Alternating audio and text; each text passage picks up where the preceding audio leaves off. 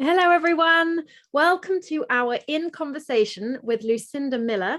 I am extra pleased and excited to speak to her today because she is someone that I absolutely admire when it comes to children and family and women's health. She is your go-to person. Just a little bit about us, the campaign. We're the Real Food Campaign, and we work to connect the dots between food, farming, and health. And this is our second event, our second online event that we are running. We have a few more coming up throughout the year in the next couple of months. So please do sign up to our newsletter to find out first about these upcoming events. We are here today. Well, I'll introduce myself. I'm Emma, and I am campaign manager of the Real Food Campaign and also a nutritional therapist. And I want to tell you a little bit about Lucinda. I want to welcome Lucinda before we get going. Lucinda is the children's health specialist. She is your go-to person. And today we're going to talk about why real food is so important for growing healthy and happy children. She's going to share some tips to support children who aren't very adventurous with their eating, and hopefully also guide us with some quick kitchen tips so that we don't have to spend hours in the kitchen to get our children and our families eating real food. So Lucinda is the founder and clinical lead of NatureDoc, and that is a team of UK-wide nutritional therapists specialising in women's and child nutrition. She has been practising as a family naturopath for over 20 years and is qualified in functional medicine. She works closely with several paediatricians, neurologists, and psychiatrists, and she has also written 2 best-selling family cookbooks. My absolute favourite and go-to is The Good Stuff, and I cannot tell you how many times I recommend it to my clients and to generally people I speak to. I really advise everyone to go and check out a copy. It's great. And also her latest book, I Can't Believe It's Baby Food, which has also had some amazing reviews. She has written these books to help educate parents on how easily it can be to feed their families real and nourishing food. She is also a mum of 3 and she lives in Wiltshire. Now, with that introduction done, I would like to hand everybody over to Lucinda. Hi, everybody. I'm really sorry about my croaky voice today. It's just one of those things that's happened. I normally have a nice sort of clear voice, but I'm all super croaky.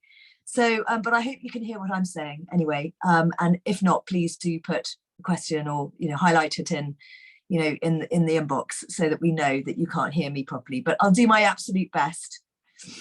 We have a poll, Lucinda. Shall I launch the poll to see? Yes, absolutely. So this poll is to find out what you need most help with in terms of, is it breakfast, is it packed lunches, is it snacks, is it dinner, etc.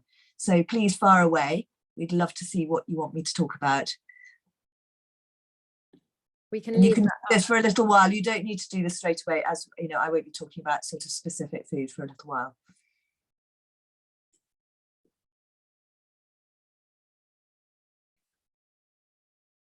I'll just leave that up then for everybody to. Yeah, absolutely. That'd be great. Some other people will come on. Okie dokes. So why am I so passionate about real food? Because the raw reality is that a lot of the food that we're eating these days is not real food. It's not particularly nutritious.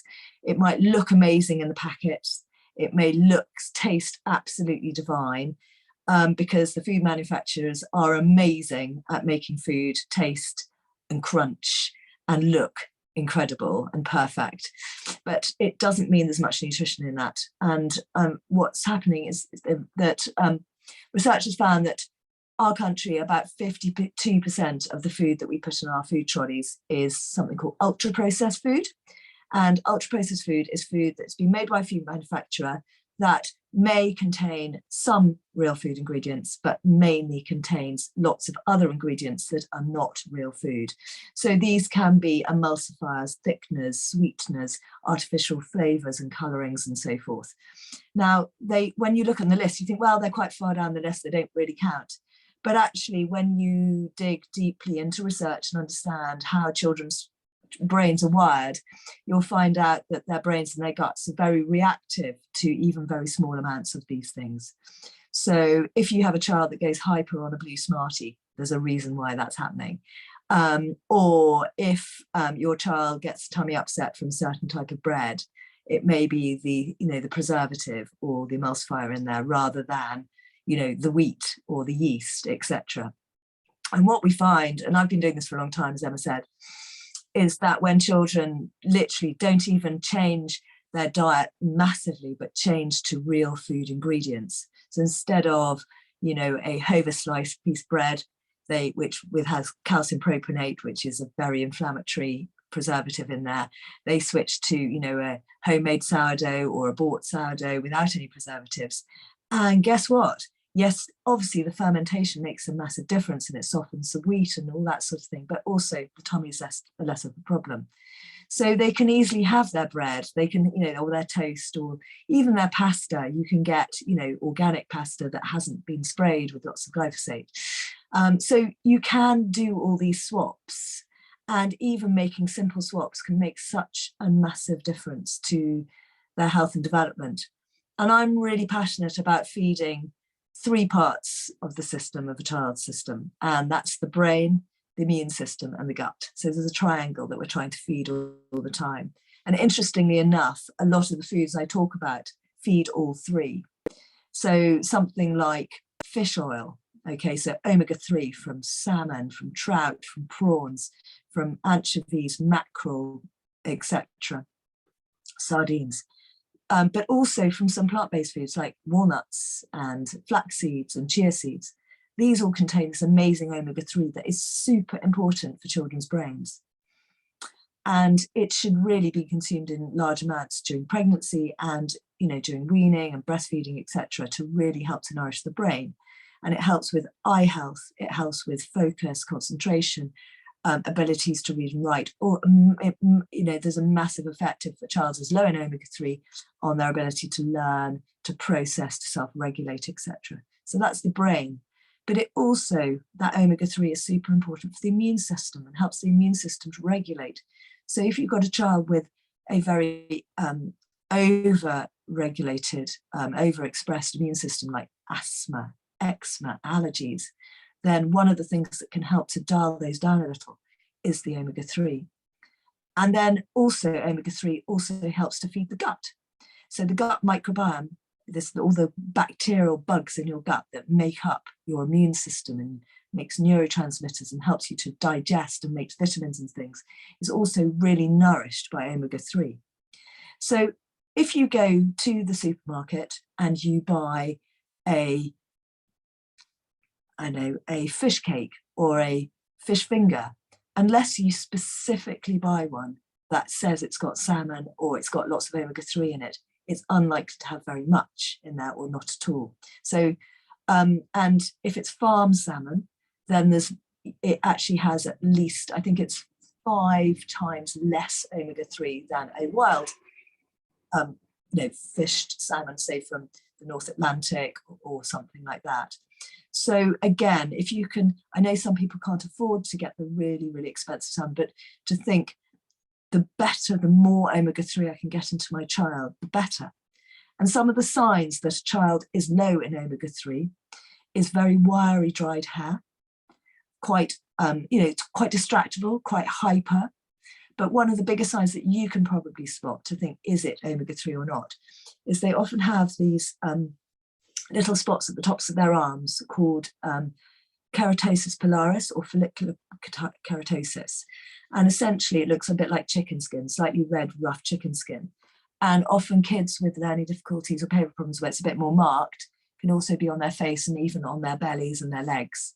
And this is one of the signs that maybe they need more omega-3. So working on giving them real food that's cooked from scratch rather than buying something in the supermarket that's ready packed will probably give them more nutrition and more omega-3. You can get also more omega-3 in meat that has been where animals have been out in the sunshine. So pigs, for instance, that have been out in the sunshine, their meat will contain more omega-3 and more vitamin D than a pig that's been brought up, in a shelter. Equally, you get more omega-3 in marbled meat, so grass-fed meat. Equally, you get a lot more omega-3 and vitamin D, which, as we all know, is very important for the immune system, in organic whole milk. So someone who goes for even semi-skimmed organic milk will not be getting nearly as much omega-3 or vitamin D, because those are both fat soluble. So if you take the fat out, there's going to be less in there. So there are little hacks that you can do to help nourish that brain, the immune system, and the gut. Because when you get those three things right, then kids tend to find life easier. They're ill less, they find it easier to focus, they tend to be better behaved, they tend to sleep a bit better, all the things that we wish our kids would do. And it's not about making kids perfect. Of course, kids are, I'm a mum of 3, and I totally know that, they are challenging at times, but generally it's seeing that upward trajectory to, better, brighter health. So that's the sort of omega-3 story. And then obviously there's a lot to think about with fruit and veg. I know it's the biggest battle that every parent has, is to try and feed their child lots of fruit and veg. And it's one of my biggest challenges I have with my recipes is to get as many fruit and veg in, because I know they're not necessarily going to eat it when it's on the side. You might persuade them to have a carrot baton, you might persuade them to have a piece of broccoli that looks like a tree, but actually getting them to eat things like beetroot and whatever could be super hard. And that's why I try and make waffles with beetroot and berry in them, or courgettes with courgettes that are in brownies, or waffles that have got carrot and poppy seeds and all sorts in there, because I know how hard it is actually to get children to eat the quantity, and they might nibble a bit but not have volume. And some kids are less adventurous than others, and it takes ages to get them on that path where they will accept different food, or food that you're eating. But it is so important to get it right. And very sadly, there's some awful statistics that say by the age of 10, 90% of parents give up the idea of even getting any fruit and veg in. So actually, you guys, if you're getting any at all, keep on going and keep on being strong, and do fight through that, because I'd love you to be part of the 10% and not the 90% if possible. But it's really interesting because people go, well, they don't really know why fruit and veg is so good. They kind of get there's probably some vitamin C in there. There might be some fibre to get them pooping, but they haven't really got that kind of understanding of why it's so key. And one of the key reasons is that whenever we get ill, so I've got this chest infection at the moment, well, it's not even a chest infection, it's just a sore throat, but I know that the cells in my immune system are fighting really, really hard to get rid of that. And I've done, good work today. I've had a big carrot and ginger juice and things like that, and I'm feeling so much better than I was this morning, which is super. But I've given some help to my immune system by doing that. And so I've thrown in lots of goodness to try and help, because otherwise those cells will be damaged and will take time to pick up. So that's why often you're susceptible to a secondary infection having been unwell, because you're not helping to renew those cells. So yes, it is important for immunity, and it is important for bowels, but it's more important for the gut than you'll ever realise, because every single colour in your fruit and vegetables, so eating the rainbow, your reds, your oranges, your yellows, your greens, your purples, your blues, those all contain these things called polyphenols, and these pigments, these coloured pigments, are also super important for feeding that gut microbiome, that gut bacteria. And the gut bacteria, as I said, make your neurotransmitters. They help you learn, they help you sleep, they help you self-regulate, they help stop you being a risk taker. They help, they help you with all sorts of things. They stop you getting depressed, they stop getting anxious. These are these that need to be fed all the time. And when we do our stool tests in our clinic, we find that lots of the kids are very depleted because they just haven't had this broad range of foods to be able to bolster the microbiome.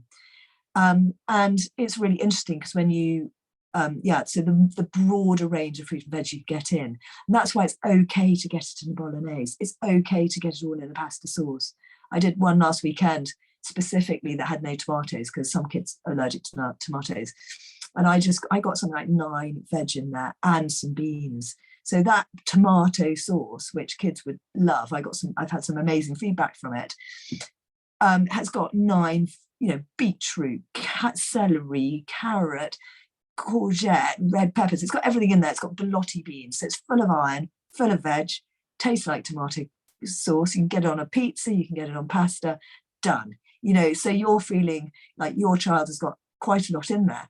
And you can use that in chilies, you can use it in bolognese, you can use it in everything. So there are just, all my recipes are geared towards trying to get as much fruit and veg in somehow, because I know what it's like. My dog got so fat when my children were being weaned, because they were just being fed all their food, because that's what cheeky children do. So I know, and I also know that the food you put in their lunchbox, that it's not necessarily going to be eaten by them. It could be pinched by someone else, fall on the floor and get mud on it, spilled water over it, had a tantrum before it. You don't know what your children are going to be eating. So, the reality is, we're trying to get more in as possible. And so even though some schools of thought say don't hide vegetables, I think you do both. You're on the plate, you have a carrot and poppy seed waffle that's crunchy and beige, and you also have the carrot sticks sitting on the side. And if they eat 1 or 2 carrot sticks, that's great. They've got that texture and whatever, but they've also got the carrot, not much, but there's some in that waffle. And, at least they've got the texture and taste in a different way. Anyway, talking about carrots, there's a brilliant paper that is, I flagged in the good stuff. And it just made me laugh so much. It was just such a great paper. You imagine most of these scientific papers to be sort of super serious. It's called On Carrots and Curiosity. And it's eating fruit and vegetables is associated with greater flourishing in daily life. And it basically says that eating fruit and veg is going to help with your creativity, your curiosity, and your emotional well-being, as well as, all the things that you think it's going to do. So actually, these fruit and veg are super important. And you're considering 1 in 4 girls, age 14, have a mental health problem, whether that's self-harm or anxiety or depression. It's a really big thing. And I've got 3 teenagers now. Well, actually, one's just older than teen now. And, I've seen what their friends have gone through. And maybe it's pure luck. It might be just pure luck that they've got great genes, but actually we don't have great mental health in our families, but they seem to be really together and grounded, and I don't know, I'll never know whether it's all that food I snuck into them, and I'm the annoying mother that's I've never made a bolognese the same twice, unless I've obviously developed for one of my recipes, or I'm always chucking things into soups and getting extras in and using peelings and things like that to make stock. And, I'm always trying not to waste as well. So these, and I think the difference is, like, people say, well, what about baby pouches? Surely that's got apple and carrot and things in there. Remember that they've had to be pasteurized, and then they've had to be, obviously they get packaged in a brilliant way to stop any oxygen getting to them, so that they don't deteriorate. But they can be sitting in that package for 6-8 months, and it's been cooked a bit. So and it's also been pureed, and they've taken out all the fiber. So it's also going to have a very monotonous taste. And partly this is why children can become quite selective and, not particularly adventurous, is because, and I'm not blaming it, because we've all done pouches. Of course, all my children have pouches at some point, because, we're busy people. But when it becomes a habit, it's all about habits rather than what you do on the occasional basis. We all eat cake. We all drink a glass of wine as adults. These things that we do, it's more that, when it's a habit, that it can cause a problem. And I think that if you've had the same apple texture and taste every single day for a few months, and then you're presented with an apple that's a bit bitter or a bit chewy or a bit too soft or not crunchy enough, then children are going to start complaining. And then it's not actually apple, it's probably that apple at that moment when they're in a bad mood, they're cross. And maybe they had because apples are easy to not choke on, but to gag on. There could be an experience that they've associated with it. So it's thinking, how can I give apple in a different way? As I said, it could be fruit puree, it could be apple in the waffles, it could be apple in the muffins, it could even be, apple's a really good sweetener, isn't it? It can go in anything, but it's just finding other ways of getting it in or presenting it in different ways. So a carrot could be in coins, it could be in batons, it could be cooked, uncooked, it could be puree, it could be grated into things. So there are ways to get them all in, and I think it's important to sort of think out of the box as much as possible. And I know we're all busy and it can think, oh my God, how do you do that? But one thing I learned to do quite early on, even though our kitchen was a complete mess, was at the weekends, I would always bake with the kids. And we'd, make muffins or cookies or whatever. And I'd always try and get that extra in, whether it's some nut butter or some seeds or some, veggies or fruit or whatever it was in there. And then we just had these big bags in the freezer of leftovers. Now, sometimes they didn't last the whole weekend because my kids were good gannets and would find the cake tin and whatever. But sometimes I could put them in, or I'd do a double batch. And so we'd have some. So I'd always have some for after school. And my kids' school was a little bit away from here. So I used to literally finish clinic, grab, 3 muffins, put them in a little pot. And by the time I got to school, they defrosted, or almost. So they got quite used to slightly sort of cold muffins. But they didn't ever complain. And sometimes I just produced a banana because that's all I had. So, it was just more that I just didn't produce the Oreos and packet of crisps, which I know they probably still get me. You were so mean. But they've actually all joined the dots now, and it takes time. It is definitely a journey. And, it's not that they never, ever had crisps and they never, ever had Oreos. Otherwise, they wouldn't complain because they wouldn't know what they were. So they, of course, had them. But, and I was always very chilled at birthday parties. I just thought, because I was quite lucky, they didn't have any allergies. They didn't have anything specifically they had to avoid. And, but I tell you what I did do, which I thought was probably a bit sneaky, was I'd always make sure I gave them a really good lunch or a really good tea before they went to the party. And actually that meant that they weren't that hungry and they were more interested in playing, less interested in eating, whatever rubbish was being produced. Because, if you've seen, one of the most ultra processed things you can buy, and I know it's the easiest thing, and I have done this in the past, is those damn birthday cakes you buy in the supermarkets. If you look on the label, there are just so many ingredients, because that cake has to last for 6-8 months on the shelf, whereas a cake I'd make wouldn't last more than 4 days before it went a bit funny. So that's why they do it. But those preservatives are not particularly good for the gut, the brain, or the immune system. And they're not, and there's obviously very few nutrients. Now, that's okay when it's an occasional cake, but if it's like the normal thing that you do every day, then it's not so good. Anyway, but that's that. And then I think also what everyone's found, all us nutritional therapists, naturopaths and so forth, is that generally the food that we eat is not nearly as nutritious as it used to be. So, if you looked at the iron levels, vitamin A levels, magnesium levels, zinc levels in our food these days, they are lower than what they were back 50 years ago.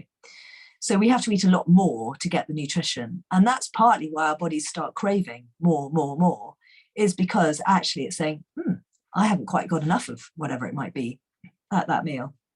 And if it accumulates over time, this is where children become quite, quite want lots and lots of snacks and so forth.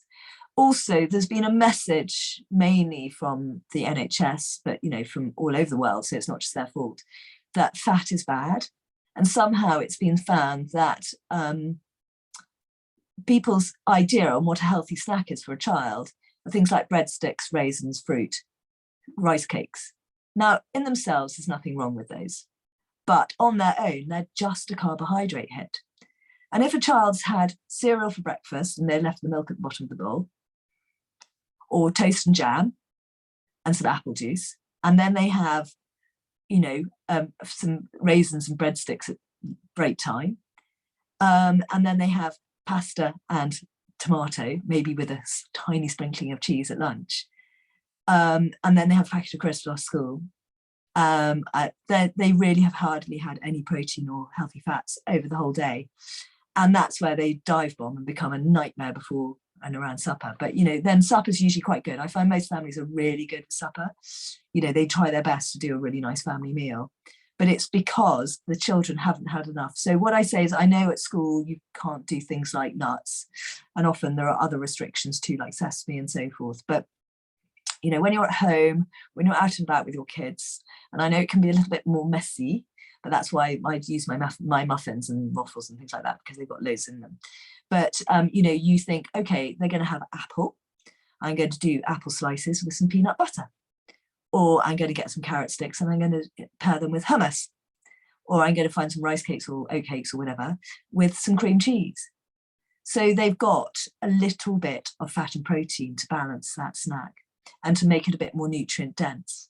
And so I'm always trying to supercharge every mouthful for children because they're so fussy. And so you never can quite predict. They might have an amazing breakfast and then be rubbish at lunch and then be all over the place by 3 and eat the whole fridge full of snacks. And then they're not full at supper. And that can turn into a bit of a routine.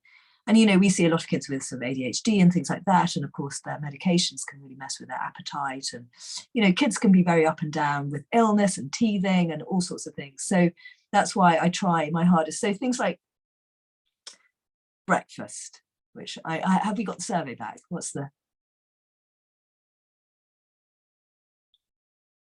Just taking myself off mute. Yes. So lunch and snacks. Lunch and snacks. Yeah. Okay, I'll quickly do breakfast, just because I'm rather passionate about breakfast. Basically, the research has found, and we've definitely found in our clinic, that children who eat a really substantial breakfast concentrate better, find the rest of the day better. It sets up their blood sugars, basically. And obviously, if the blood sugars go up and down, then their brains are going to find it difficult to focus, and you know they can get angry or hangry. So what I try and do is, so say they will only eat porridge. What I will do is say, in that porridge, I want you to use whole milk so that it's got fat and protein. I then want you to try, unless you've got an allergy, try and put in some nut butter. And it could be like cashew nut butter or almond butter, which really doesn't taste very much. Add some berries, add some honey. It's okay. It's okay to get the sweetness in, to get the other. And my biggest trick is when you're cooking the oats, is that you crack an egg in it and you cook the egg with the milk and the oats. And the kids don't even have a clue it's there. But suddenly they've got a super filling porridge to get them through. So anyway, then what you guys have asked for is lunch, and I'm assuming that's lunch boxes. Because I mean, school food is so variable. Some schools are incredible, and I do urge anyone who has got an incredible school with incredible school food to be in touch with me on my Instagram, because I'd love to share it. I do these sort of moments where I share amazing schools doing amazing things, because I think it's really important, because a lot of schools do follow me. So it sort of helps to influence. And we've had at least 2 schools that on their own volition, due to a little bit through my influence, but not directly, have changed their school food entirely. So it is possible to, you know, or tag them in or whatever. But yeah, school lunches, obviously they're hard to control, other than what I say is join forces as parents and you know, try and make a, you know, talk to the chef and the head, and to make positive suggestions rather than negative. So what can you do to help? And obviously that helps hugely if the food is is actually cooked within the school. I mean, our village school, it is all brought in, you know, they cut it all open, it goes in a big pan, you know, so it's pretty hard to control. One day I would love to be able to have conversations with some of the catering companies, because there are these enormous ones that need to do better. The other day, there was someone mentioned about a cheese that was being put on literally pizzas, baked potatoes, every single meal of the week. And it only had 2% cheese in it. And the rest was, you know, the most unfathomable ultra processed ingredients ever. Anyway, we think it's been changed. So it's amazing what can be changed when people stand up and, you know, shout, because they've been called out, and that is not acceptable, and it doesn't actually meet acceptable rules. And so, you know, so it's important to share. Anyway, so lunches, that's school lunches, is to, you know, to make positive changes, to say, I've noticed that the cheese is not proper cheese. Is there any way we can change it to cheddar? And they might do that. But if you say all the lunches are terrible, they'll just feel, you know, they'll just close off. Or you could say, could you serve fruit? So there's an option between the sweet pudding and the fruit. Or, you know, could we, I mean, I know we're not able to get that perfect protein, fat and carb combo necessarily at schools for the snacks. But again, if they're a biscuit break, maybe turn a biscuit break into a fruit break. and saying, well, it is only 45 minutes until their lunch anyway. It's not like, or an hour or something. It's not like a massive about it, because often lunch is super early. Some schools have lunch at 11:30. Yeah, it's incredible. So, but if it's packed lunches, it does make a lot of hard work. But again, use the freezer as your friend. Make sure. So muffins, waffles, as I said, biscuits, cookies, all those kind of things can be baked at the weekends, and then literally you can put one out, or one for each child out in their lunchbox the night before, and it would have defrosted and ready to go for their lunch the next day. Obviously fruit and veg, try and get some protein in, so that could be some leftover meatballs. A lot of people go now with, especially in the winter months, they will go with a wide-necked thermos, and they will fill that with pasta and all sorts of things. And it can be leftovers from the night before. It's absolutely fine to do that. And a lot of these thermoses, last for quite a few hours. And think, could I do Greek yogurt with a few berries and honey rather than a bought petit filou? And so little things like that can make quite a difference and get more real food into them. And then the biggie has always been the after-school snacks. Snacks. There are very, very few snacks on the market, unfortunately, these days that aren't ultra processed to some degree. Obviously, the pure fruit ones are better than some, and they do try hard, but what they do is they add these extracts, even yo-yos and people like that, they add these extracts to make it taste ultra amazing. And it basically pings one of your taste buds, which then pings your brain, which is your glutamate pathways, which basically says eat more. So that's the problem with ready bought snacks, is that they are very addictive, and why ultra processed foods and non-real food is, as I said, they've been so clever, they've made it taste so delicious that of course you want more. And how many of you have opened a large packet of family crisps and actually left some? It's really hard to do it, because that yeast extract and those flavorings, the extracts, the rosemary extract and things like that in the crisps are super addictive. So it's no one's fault that they're eating all the wrong food. It has literally been, unfortunately, the food manufacturers know what makes people buy more, and they're very clever. So the more real food and things you can cook from scratch at home, the less likely they'll overeat, and they're more likely to eat the good stuff, which is the more nutritious, wholesome food. And make it fun. So I did some, I think with everyone loves them here. So I took some dates and I opened up and I took out the stone and I stuffed a raspberry and some almond butter in them. And then I literally put them in some organic milk chocolate, melted of some green and blacks organic milk chocolate. And honestly, then everyone was like, oh my God, these are just incredible. And you think, you know what? A lot of people say chocolate's really bad. There's nothing wrong with chocolate. Chocolate is amazing for the mood. Yes, maybe there's some extra sugar. You might want to get a lower sugar or a, more raw chocolate kind of version. But, at the end of the day, you've got to get your children on side.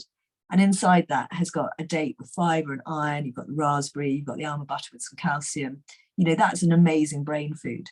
So there are lots of, I'm not about perfect. And it's really interesting because I think a lot of people who are into real food understand that sugar does play a role.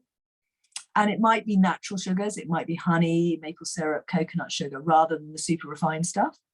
But it does play a role. And we are drawn to sweet things, and children particularly so.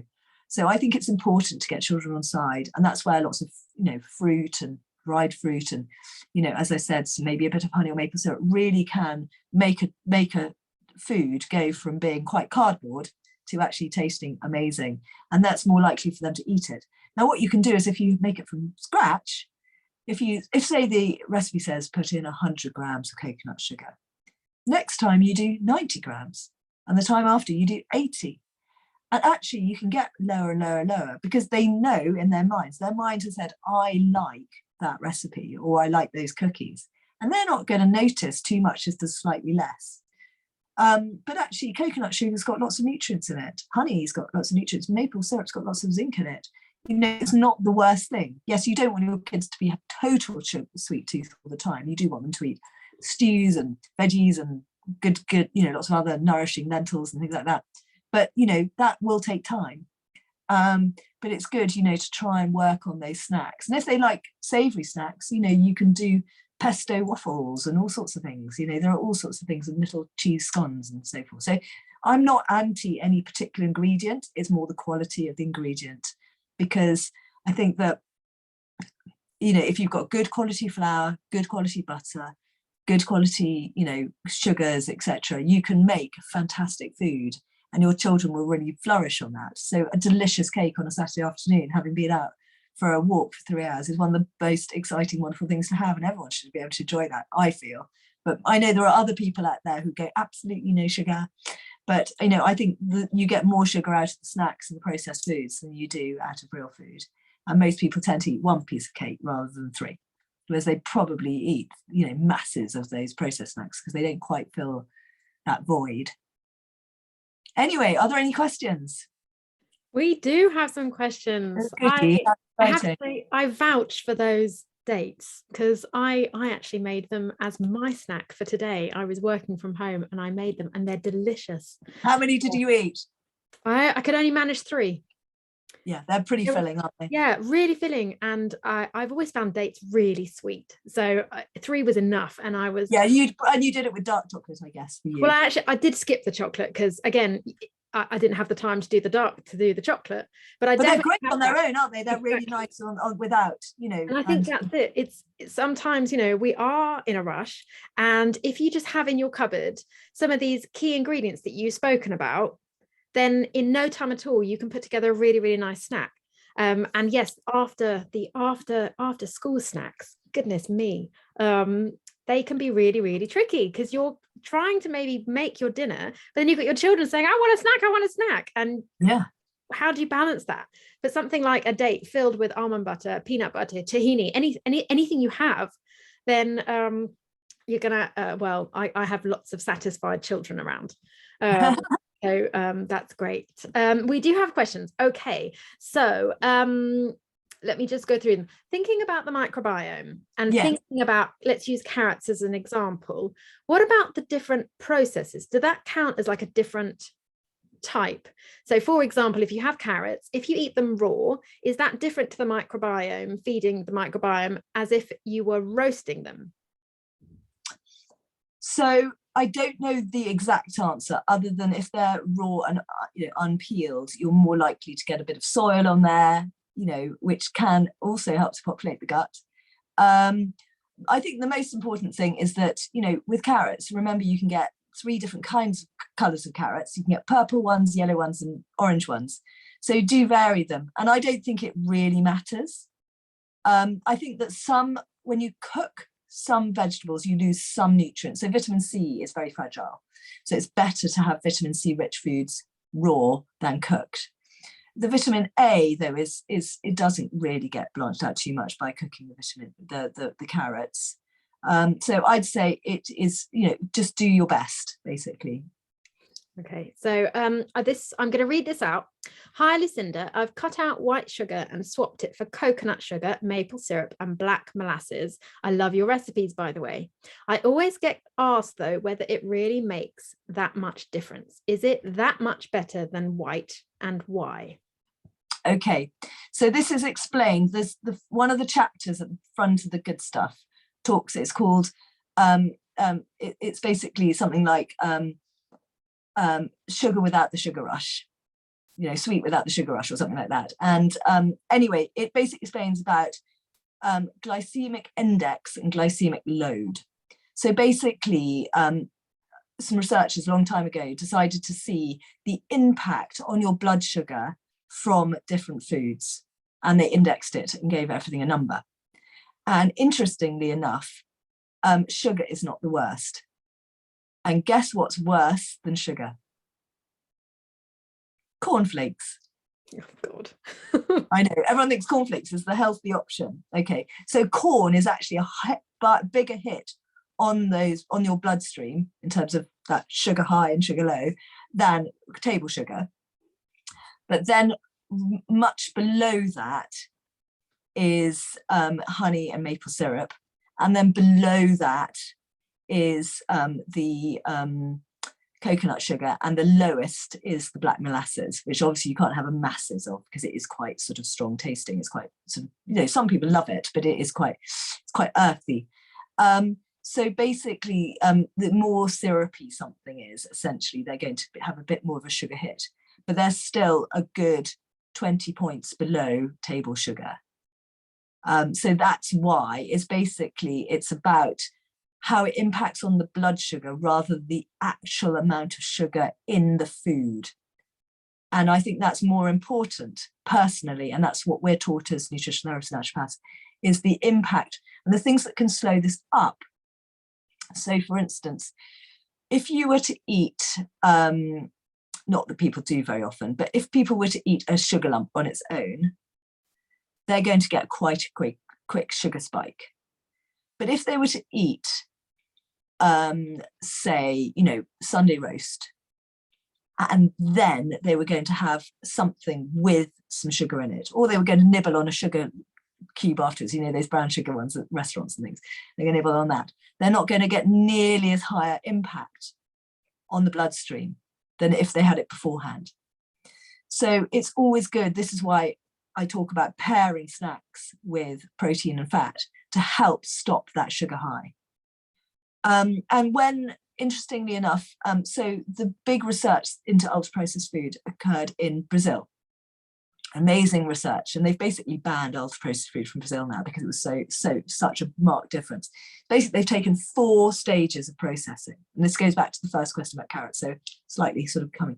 So say you take an apple, you've got a raw apple. We know that eating an apple a day keeps the doctor away, and it really does. There's proper research to say that apples are full of good nutrients, so apples are really good.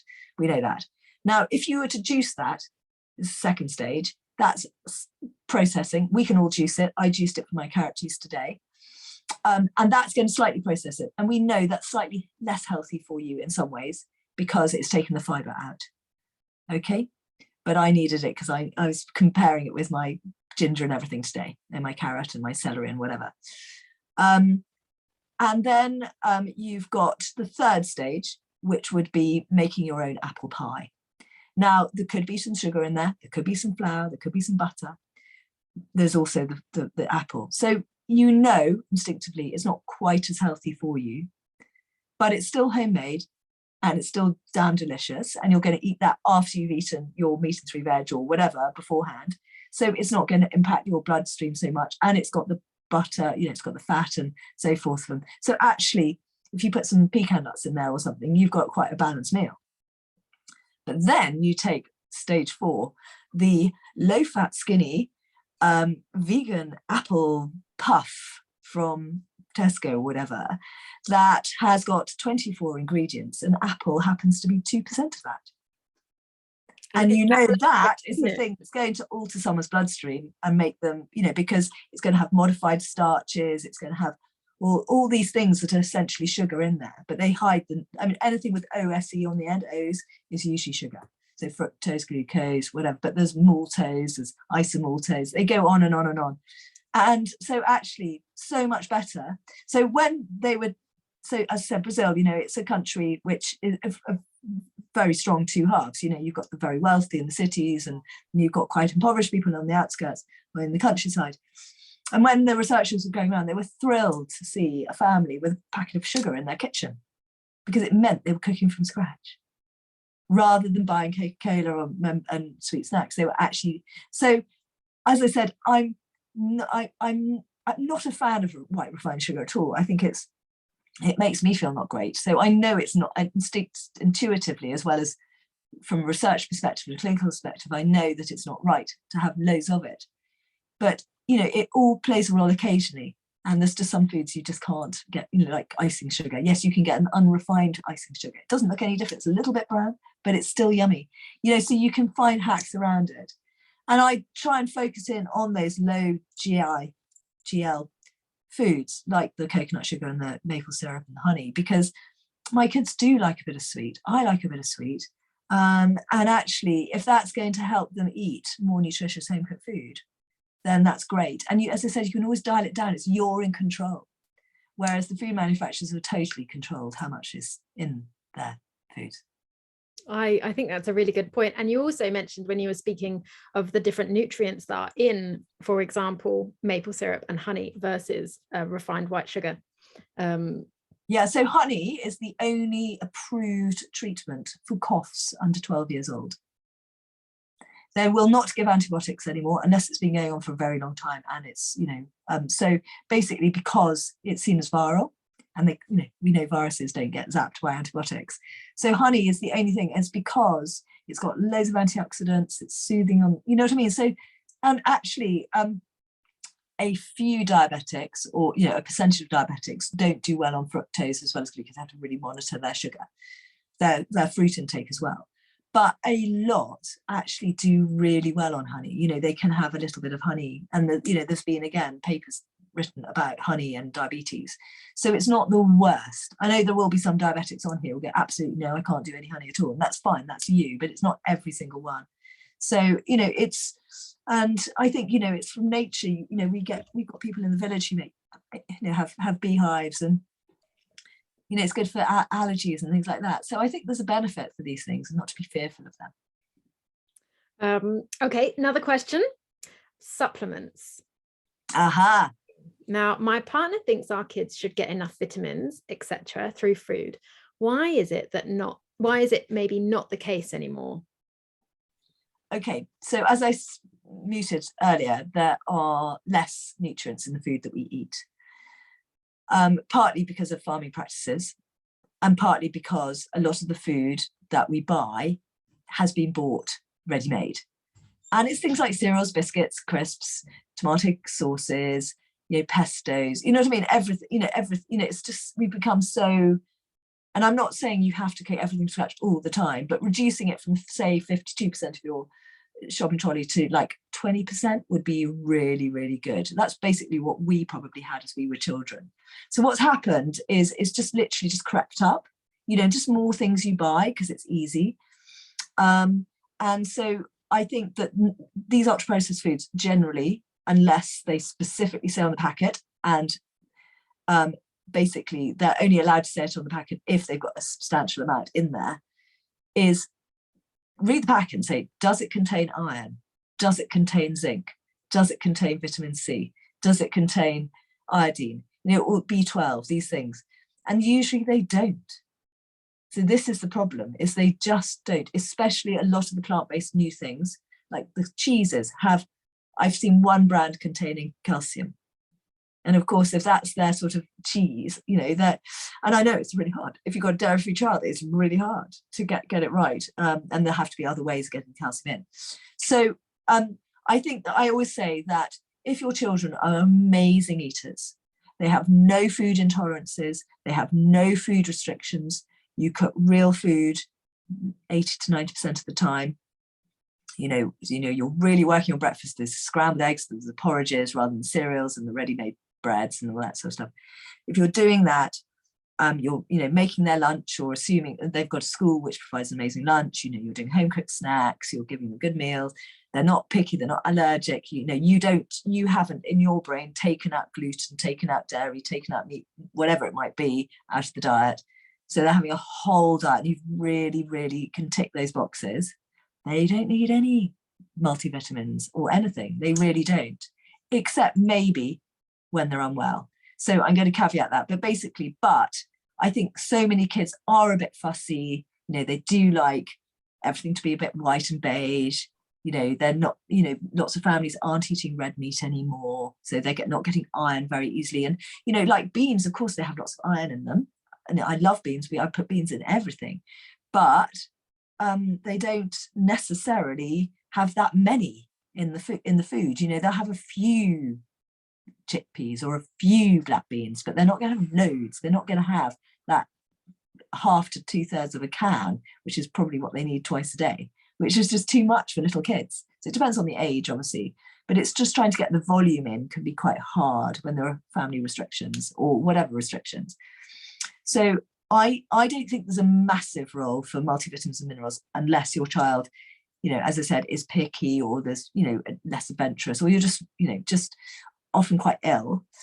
But I do think there's a role for things like omega-3 supplements, because actually getting that good quality omega-3 in every week, with the cost of fish and difficulty getting it and whatever, can be quite hard. I do think that, if your kids have been on antibiotics for various reasons, then probiotics can be really helpful, because actually a lot of the probiotic rich foods, a lot of kids dairy free, the yogurt state, the kiddie yogurt state are not necessarily got that good live cultures. Some of them are better than others. Kefir is great. You can get some nice kefirs like Yo Valley now, which they love. So that's easy. But if they're dairy free, again, you've got that compromise.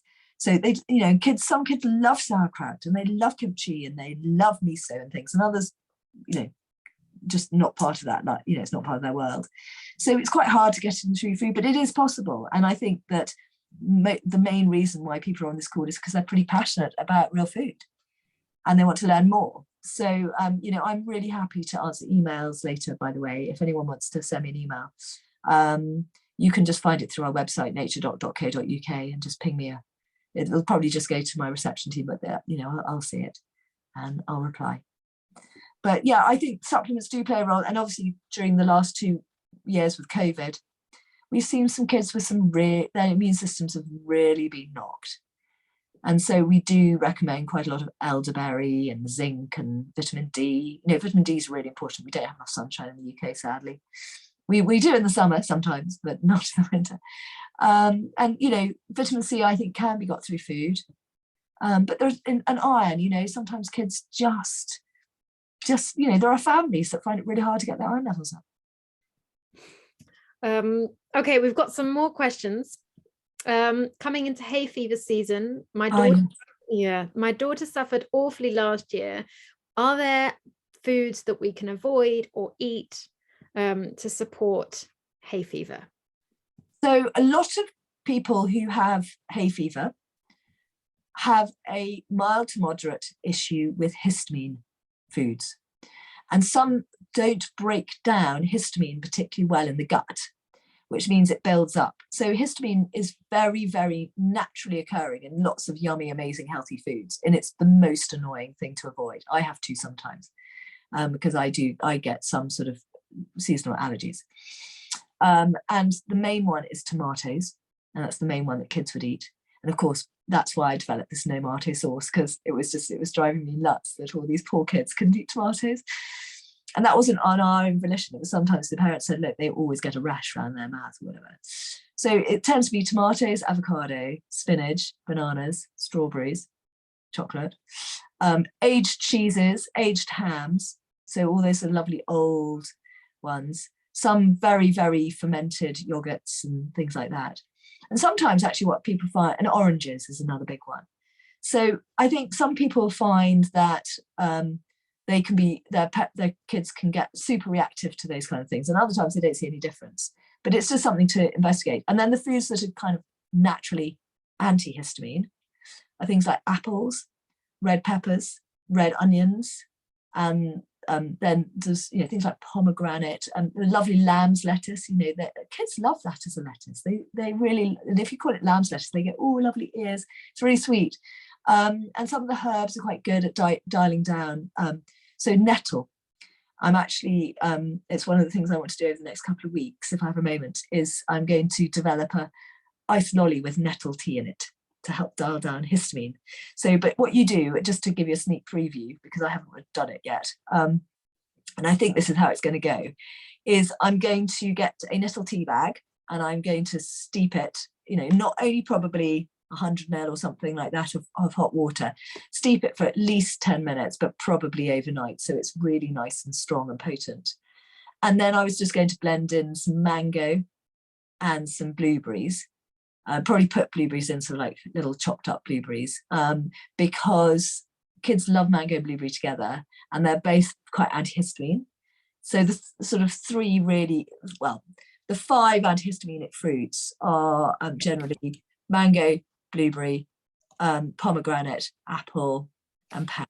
So those are the really 5 safe ones. So I thought I'd sort of go in with that and sort of make a really nice ice lolly. But do try that with your histamine child, because nettle's great. And if they're with supplements, you can get a brilliant one. So we have an online shop called NatureDoc Shop, which stocks vitamins and things like that for everybody. And there's a really good one by Biocare called Biocare Quercetin Complex. And it contains this quercetin, which is in the apples and the red onions and the red peppers, which is the antihistaminic stuff. And it's also got nettle in it. And it's also got vitamin C, which stabilizes these mast cells as histamine. And what you do with children is, because there isn't a sort of lovely gummy quercetin thing yet, I'd love there to be one day. But what you do is you open up the capsule and you just mix it in a bit of mango puree or something like that, and or pear puree, and they'll be absolutely fine with it. And that could really, really help. But try those tips. I've written a couple of blogs on histamine intolerance on naturedoc.co.uk. So do have a look at them if you want to learn more, because, you know, sometimes people forget the detail, and it explains it all in a bit more sort of, you know, it's not such a kiddie blog, the one I wrote, but it's more for general. But I think it's really helpful for that. So hay fever season. That's great. I'm going to try that. I'm going to try that ice lolly. We also have a nettle cake that we're sharing in our community too, and that's gone down. It's gone down very well with my two kids. I must look that up. It's a thumbs up for that one. We've got a couple of other questions, then we've got Antonia's put her hand up, so I'll invite her in a minute.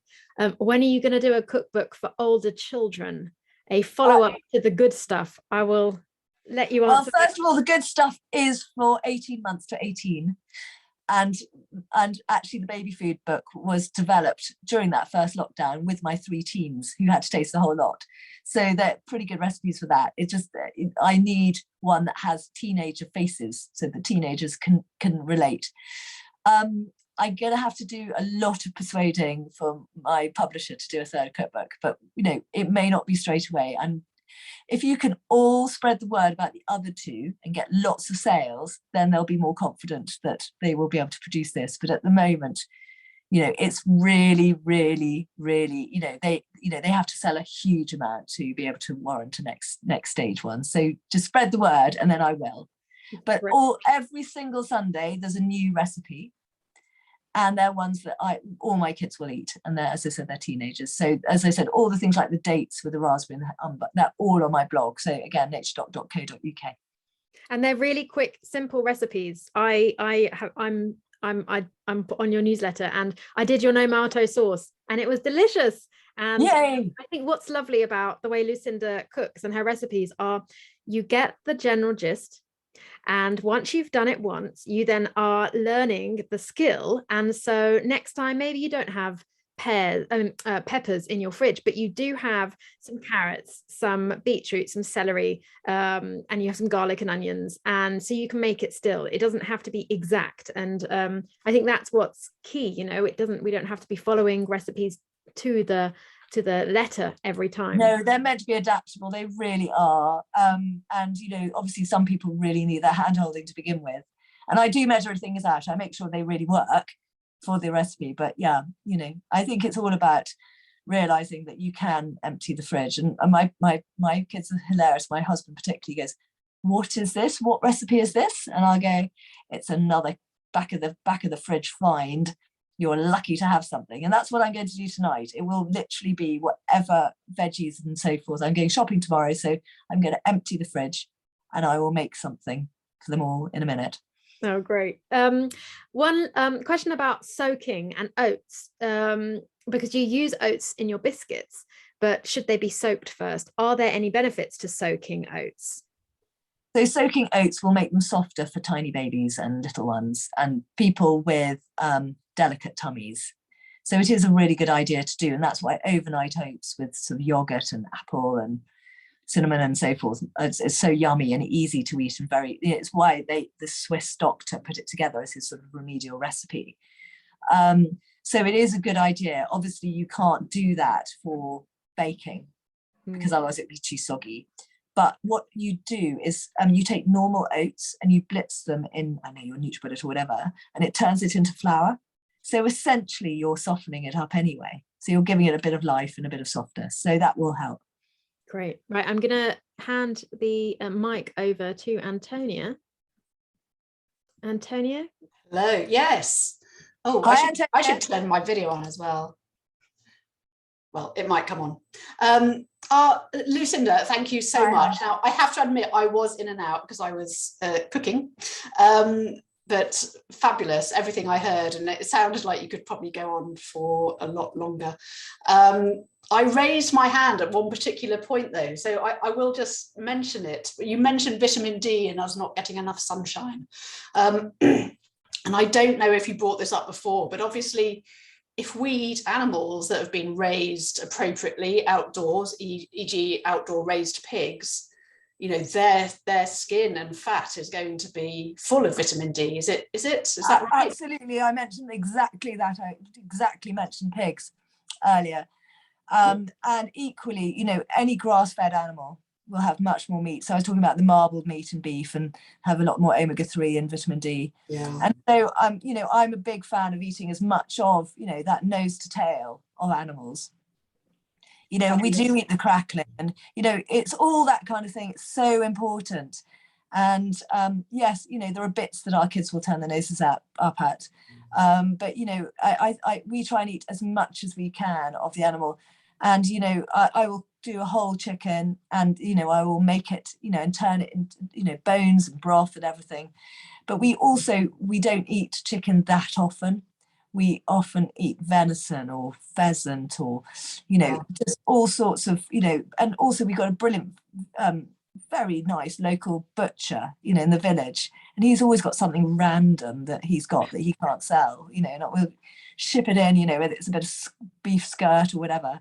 So yes, it's important to try and, I know, you know, I talked a little bit about liver pate and things like that. So, you know, so key that the nutrients in, you know, and I just think chicken liver pate is one of the easiest wins for children. And we often add it to bolognese and things like that. So it's trying to get those nutrients in. Fantastic. We've just literally had a question about liver and kidney recipes. So there you go. So we've got some chicken liver pate, and whack it into your bolognese. Can you do this with kidneys? What would you do with kidneys? Kidneys, again, I would slice up incredibly finely. So when you get them, because I think it's really important to have very fresh organ meats. So what I do is, if I do get them, I will chop them up super, super fine and put them into ice trays, a bit like baby ice trays, because then you can just pop one out at a time, or two out at a time, or three, or whatever you want to do for how many. So you can add it, because I do find it's the texture that a lot of kids don't like, rather than the actual taste. So I think that once it's chopped up and it's easy, you can then just, you know, ping them out, as I said, and pop them into your bologneses and things like that. But it makes everything very creamy. Yeah, that's a great tip. Just don't confuse them when you're making maybe a gin and tonic or something. If you're getting some ice out of the freezer, I can imagine that being quite, well, you're supercharging your gin and tonic, right? Yeah, absolutely. That is amazing. And I just, on that note, I wanted to say that if you are interested to learn a little bit more about why maybe eating less chicken might be helpful for our health, then we're actually going to be addressing this in our one of our next upcoming events. So it's a topic I find fascinating. You know, let's really look at red meat versus white meat, and what are the differences to our health and to our planet as well. So yes, if you're interested, like I am, then please sign up to our newsletter, and you will find out about our event that will be discussing that. Thank you so much, Lucinda. I feel like we could keep talking for we could go on and on, but I'm very, very happy that we'll be able to find this time, and judging by the comments, everybody else has found this super helpful and very inspiring.